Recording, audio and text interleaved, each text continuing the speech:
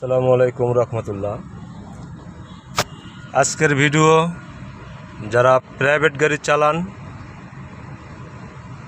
CNG চালান, motorcycle চালান, যেটাই চালান তাদের জন্য। এই যে আমার কিন্তু অটো গাড়ি, আমার গাড়ির পাশে আপনি যদি আধা তো গ্যাপ রাখেন, আমার গাড়ি কিন্তু ব্যাগে যাবে না, সামনেই যাবে। জাম যখন ছুটে যাবে, আমি কিন্তু যখন জামের মধ্যে আছি। আর যখন আপনি এরকম বাসের পিছনে থাকবেন বা ট্রাকের পিছনে থাকবেন, অর্থাৎ গিয়ার যেই গাড়িতে আছে সেই গাড়ির থেকে এই যে আমি দেখেন নিম্নে 2 হাত ফাঁক রাখছি। তো যে সকল ভাইরা প্রাইভেট চালান অবশ্যই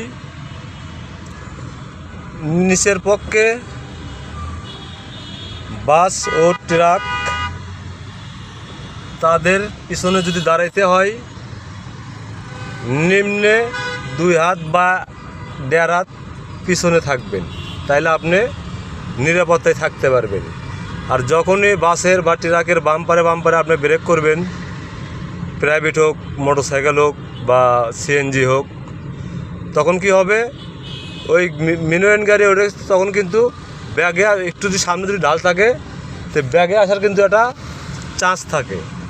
তো অবশ্যই কি বলছি আপনারা বুঝতে পেরেছেন আমার এই ভিডিওর মাধ্যমে। ভিডিওটা ভালো লাগলে অবশ্যই শেয়ার করে দেবেন। আমি বাস্তব কথাগুলো আপনাদের সামনে বললাম।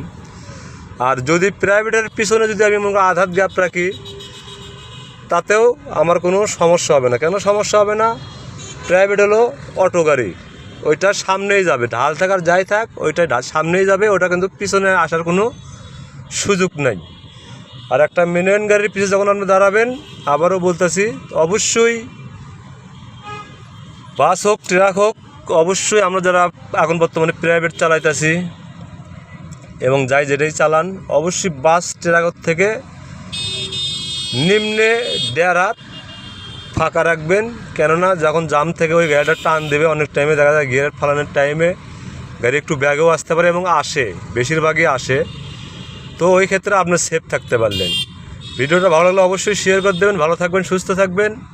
আসসালামু আলাইকুম রহমতুল্লাহ।